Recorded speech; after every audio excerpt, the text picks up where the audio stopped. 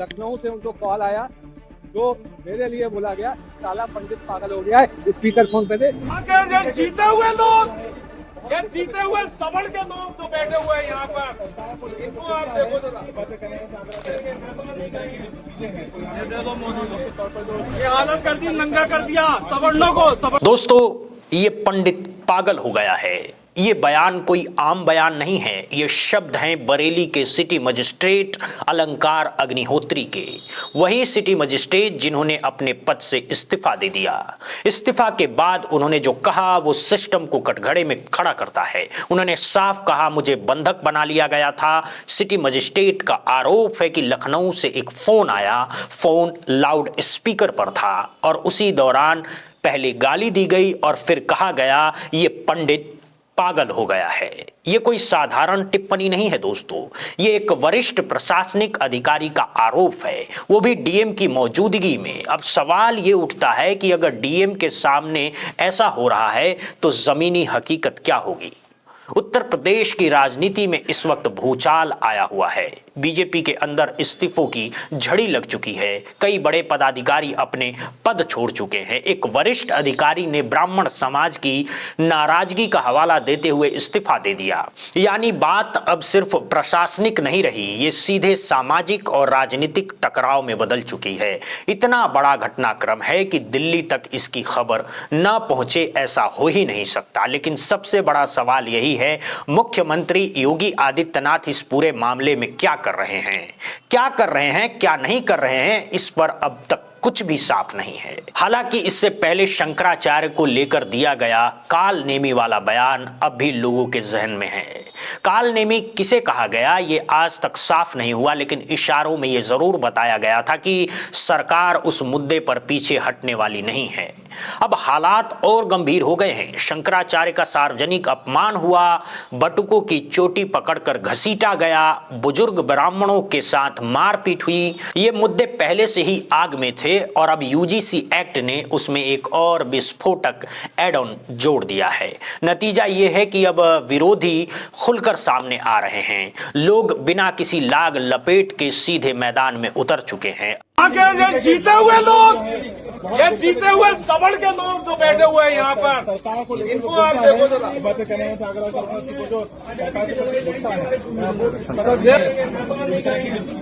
ये दे दो मोदी को, ठीक है। ये हालत कर दी है हमारी, वो जो है वो एक बड़े ये हालत कर दी, नंगा कर दिया सबड़ों को। अब जरा ध्यान से सुनिए, बरेली की सिटी मजिस्ट्रेट अलंकार अग्निहोत्री क्या कह रहे हैं। वो कह रहे हैं उन्हें बंधक बनाया गया, उन्हें गालियां दी गई और ऊपर से दिल्ली से फोन करके उन्हें मानसिक रूप से अपमानित किया गया। जब एक सिटी मजिस्ट्रेट ऐसे आरोप लगा रहे हों तो यह मामला मामूली नहीं रह जाता। इसी बीच यूजीसी के नए नियमों को लेकर बीजेपी के भीतर भी विरोध खुलकर सामने आ रहा है। सामने वार्ता के लिए यहाँ बुलाया था। जिलाधिकारी महोदय बरेली ने वार्ता के लिए बुलाया था। करीब 45 मिनट तक मैं बंधक था। फिर मैंने तुरंत ही दीपक पांडे जी सचिव साथ में थे, उनको कॉल किया कि मुझे बंधक बना के रखा हुआ है, जब मैंने इनको कॉल कर दिया और डीएम साहब को और कप्तान साहब को बता दिया, तब तुरंत आनंद पानंद दिया गया कि उनको छोड़ दिया जाए। मैं डीएम सर के आवास के अंदर बंधक था बहुत देर तक और ये प्लानिंग चल रही थी कि रात भर में बंधक रहूं और किसी तरीके से रात भर यहीं इसी आवास में पड़ा रहूं। लखनऊ से एक कॉल आया था और उसमें स्पीकर फोन डीएम साहब जो है अंदर बात कर रहे थे, ये बात करना भूल गए। उसमें जो उधर से व्यक्ति का कहते हैं साला पंडित पागल हो गया, साला पंडित पागल हो गया है, ये हमारे लिए बोला जा रहा था। अब आप देख लीजिए, लखनऊ से जो कॉल आया था, पूछिए इस समय ये किससे डीएम साहब जो है वार्ता कर रहे हैं, जिसको हमारे लिए बोला जा रहा है कि साला पंडित पागल हो गया। अब क्या करेंगे?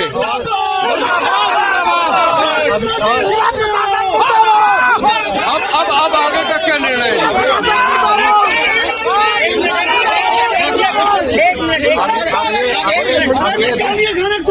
2 घंटे के अंदर मुझे आवाज खाली करना है, क्योंकि ये जो है मुझे बंधक बनाने के प्रयास में है। तो मैं 2 घंटे के अंदर सभी लोग लग के मेरे साथी लोग जो है आवाज खाली कराएं। ठीक है, तुरंत आवाज। चलिए सबसे पहले आपकी स्क्रीन पर गोंडा से बीजेपी विधायक प्रतीक भूषण जो कि बृजभूषण शरण सिंह के बेटे हैं, उन्होंने यूजीसी के नए नियमों के खिलाफ खुलकर नाराजगी जाहिर की है। उन्होंने सोशल मीडिया प्लेटफॉर्म एक्स पर लिखा है, इतिहास में दोहरे मापदंडों की समीक्षा जरूरी है। उनके इस बयान के साथ यूजीसी बिल को लेकर विवाद और तेज हो गया है। अब ये सिर्फ विपक्ष बनाम सरकार नहीं रहा, ये सरकार के अंदर का विरोध बन चुका है। इन नियमों के विरोध में सवर्ण समाज खुलकर नाराज दिखाई दे रहा है। सिर्फ समाज ही नहीं, भारतीय जनता पार्टी के भीतर भी असंतोष लगातार बढ़ रहा है। जो बोल सकते हैं वो खुलकर बोल रहे हैं और जो मौके का इंतजार कर रहे हैं वो चुप हैं। लेकिन जिस दिन वो भी सामने आए उस दिन हालात किस दिशा में जाएंगे ये कहना मुश्किल है। अब जरा इस तस्वीर को भी देखिए। यूजीसी कानून के विरोध में भारतीय जनता पार्टी के भीतर से ही एक चिट्ठी लिखी गई है। ये चिट्ठी संबोधित है जिला अध्यक्ष महोदय लखनऊ उत्तर प्रदेश के नाम। इस पत्र के नीचे भाजपा के कई पदाधिकारियों के नाम दर्ज हैं। मंडल उपाध्यक्ष, मंडल मंत्री, शक्ति केंद्र संयोजक, युवा मोर्चा मंडल अध्यक्ष, युवा मोर्चा मंडल महामंत्री, पूर्व मंडल मंत्री, बूथ अध्यक्ष और बूथ सेक्टर संयोजक। करीब 10 पदाधिकारियों ने एक साथ इस्तीफा दे दिया है। ये कोई 1-2 इस्तीफे नहीं है, ये ताबड़तोड़ इस्तीफे हैं जो लगातार सामने आ रहे हैं। अब सवाल ये है कि क्या ये विरोध और ये विद्रोह इसी तरह बढ़ता चला जाएगा और क्या हालात ऐसे बनेंगे कि सरकार के लिए इसे संभालना बेहद मुश्किल हो जाएगा? ये एक बहुत बड़ा राजनीतिक सवाल है। क्या उत्तर प्रदेश में योगी आदित्यनाथ की सरकार इस वक्त डगमगाती हुई स्थिति में है? क्या उनकी कुर्सी वाकई डमाडोल हो चुकी है? इन तमाम सवालों के बीच अब जरा इत्मीनान से अलंकार अग्निहोत्री की जो बातें हैं वो आप सुनिए।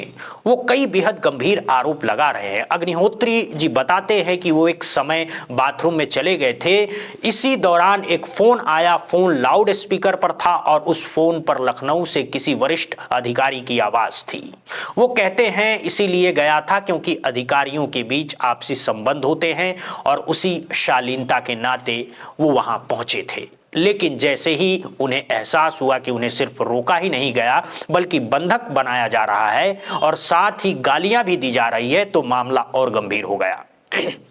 अग्निहोत्री जी का आरोप है कि फोन पर यह भी कहा गया इसे रात भर यही रखा जाए। आगे वो और भी गंभीर बातें कहते हैं। उनका आरोप है कि उन्हें पागल साबित करने की साजिश भी चल रही थी। एक कहानी गढ़ने की तैयारी थी कि एसआईआर को लेकर उन पर बहुत ज्यादा दबाव था और उसी दबाव में उन्होंने कुछ फैसले लिए। ये दिखाने की कोशिश की जा रही थी कि अब सब कुछ ठीक है।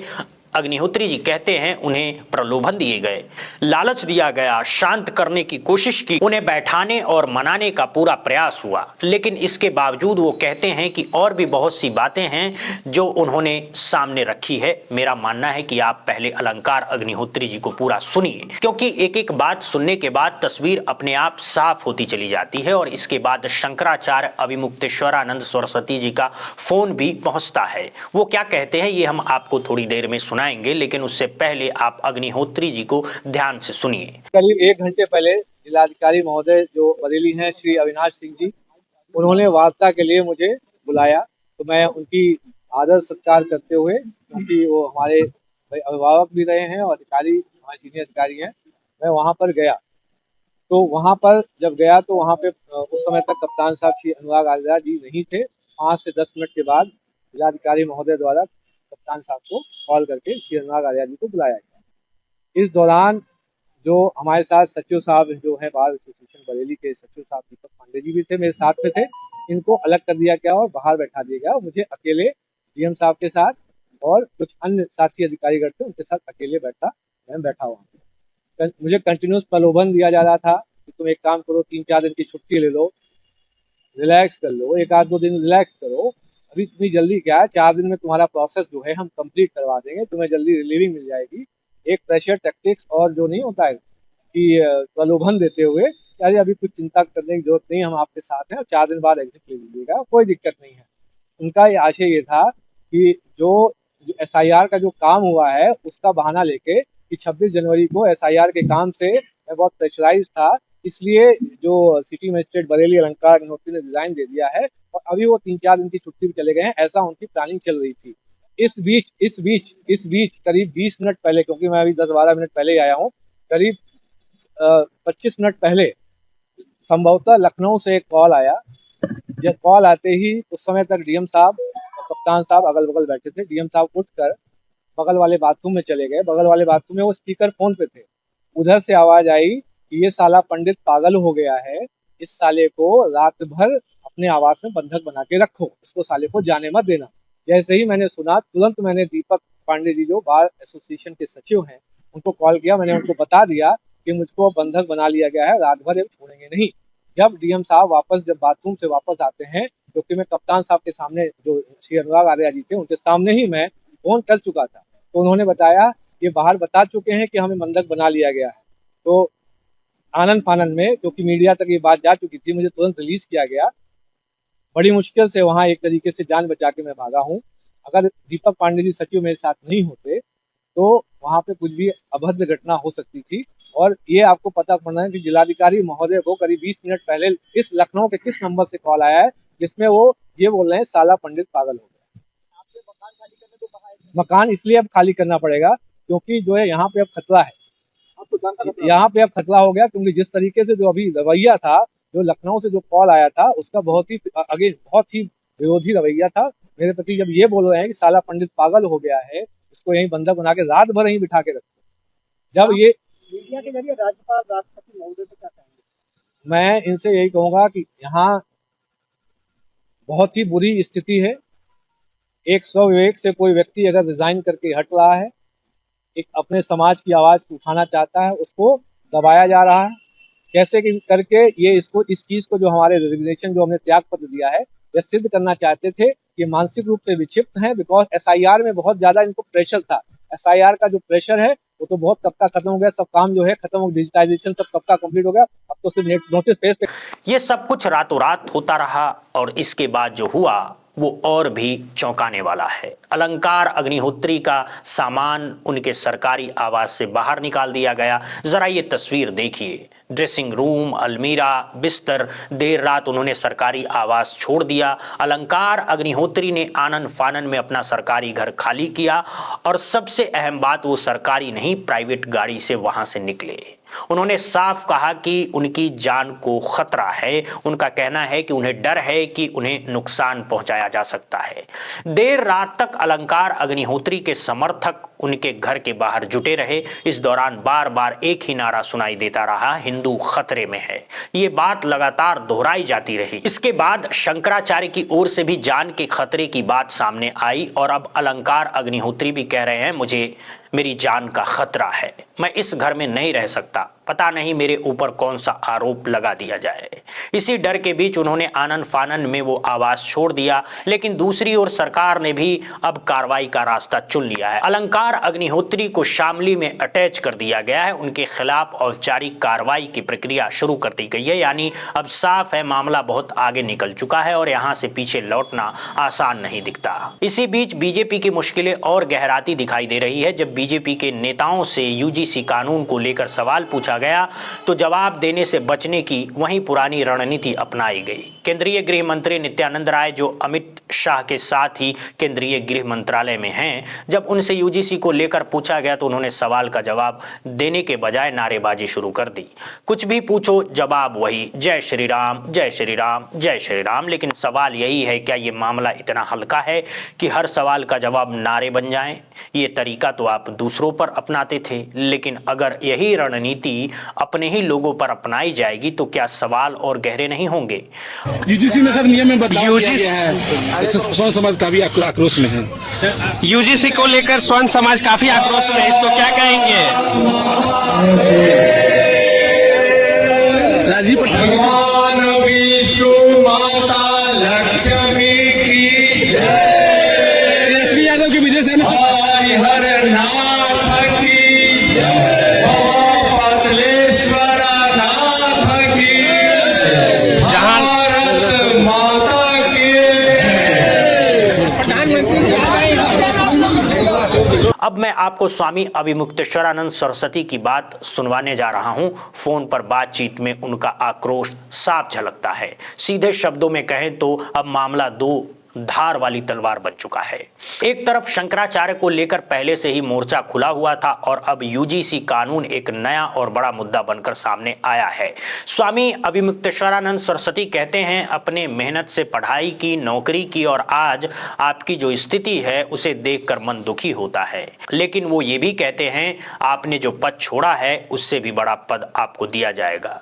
अब जरा स्वामी अभिमुक्तेश्वरानंद सरस्वती जी को ध्यान से सुनिए, इसके बाद मैं आपको दिखाऊंगा बीजेपी के ब्राह्मण मेयर डॉक्टर उमेश गौतम जो अलंकार अग्निहोत्री से मिलने पहुंचे थे। जब उन्हें वहां घेर लिया गया तो उन्होंने क्या कहा वो भी हम आपको सुनवाएंगे, लेकिन उससे पहले आप शंकराचार्य को एक बार जरूर सुनिए।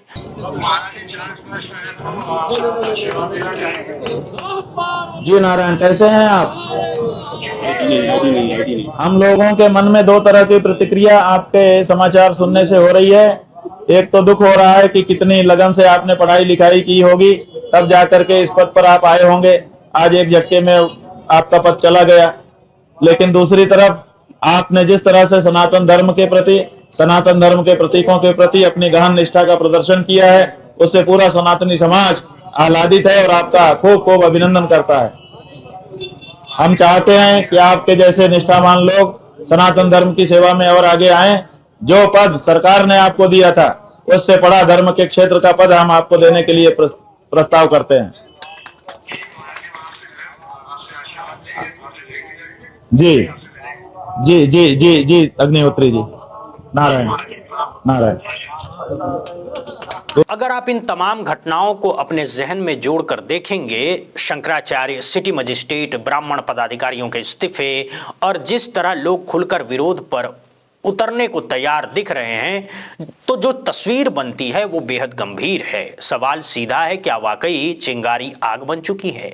क्या अब सरकार के खिलाफ आक्रोश यहां से और तेज होने वाला है? क्या ये मामला अब सरकार के हाथ से निकल चुका है, या फिर बीजेपी अभी भी कोई तुरूप का इक्का निकालने वाली है, या फिर ये मानकर चला जा रहा है कि थोड़ा शोर होगा, लोग शांत हो जाएंगे और फिर मामला ठंडा पड़ जाएगा? अब जरा ध्यान दीजिए बीजेपी के ब्राह्मण मेयर डॉक्टर उमेश गौतम पर। वो सिटी मजिस्ट्रेट अलंकार अग्निहोत्री के घर पहुंचते हैं। वहां पत्रकारों ने उनसे लगातार सवाल किए। शुरुआत में वो बोलने से बचते रहे, लेकिन जब बार बार सवाल हुए तो उन्होंने बोलना शुरू किया और फिर खुलकर बोले। कहा जा रहा है, क्या कहेंगे? आप भी इसे काला कानून मानते हैं? आप भी इसे काला कानून मानते हैं या नहीं मानते हैं? देखिए, अभी बैठ के बात करेंगे और बात करके उसके बाद ही बाइट दी जाएगी, अभी बताएंगे। यूजीसी कानून को कैसा मानते हैं? ये अच्छा कानून है, ब्राह्मणों के खिलाफ है या पक्ष में है?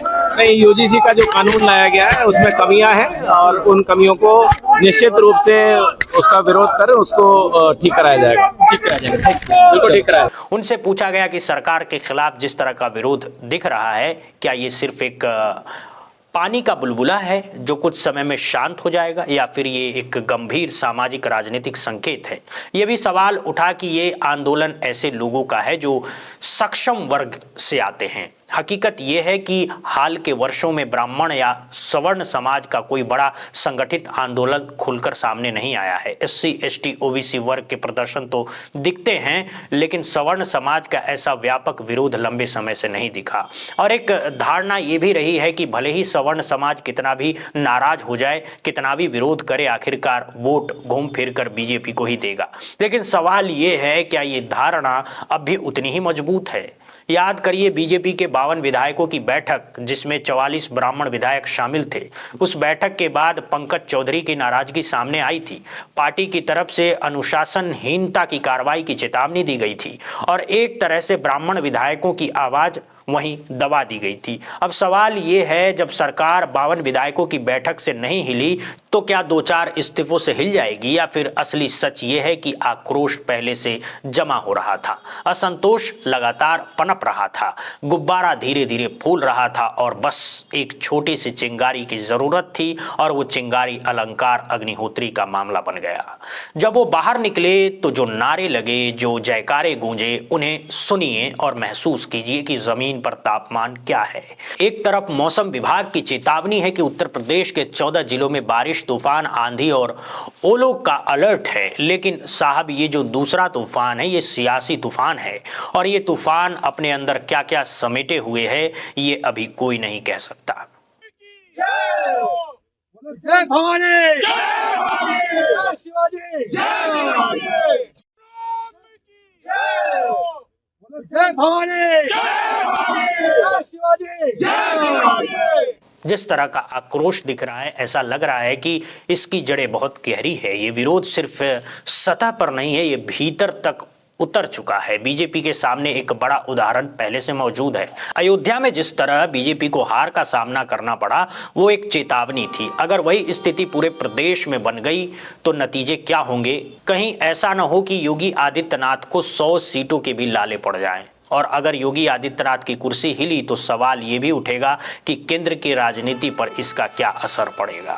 2027 के बाद 2029 में लोकसभा चुनाव है, सिर्फ 2 साल का अंतर है। अगर उत्तर प्रदेश से सियासी तूफान उठा तो वो देश भर में फैलेगा। इसके बाद राजस्थान, मध्य प्रदेश, छत्तीसगढ़ जैसे राज्यों में चुनाव आने वाले हैं। अगर हिंदी पट्टी में बीजेपी की गाड़ी यहाँ से फिसल गई तो संभालना बेहद मुश्किल हो जाएगा। जैसे बर्फीले ढाल पर अगर गाड़ी की दिशा बिगड़ जाए तो फिर ब्रेक भी काम नहीं करते और गाड़ी सीधी खाई की ओर जाती है। अब कुल मिलाकर सवाल यही है, इस विरोध और विद्रोह को सरकार कैसे संभालेगी। क्या फैसले लखनऊ से होंगे या कमान दिल्ली अपने आप हाथ में लेगी, या फिर जैसे कुछ लोग कह रहे हैं सब कुछ पहले से ही दिल्ली से संचालित हो रहा है। दबे शब्दों में ये बातें भी सामने आ रही है कि दिल्ली नहीं चाहती कि योगी आदित्यनाथ रहें और योगी आदित्यनाथ नहीं चाहते कि दिल्ली का हस्तक्षेप रहे।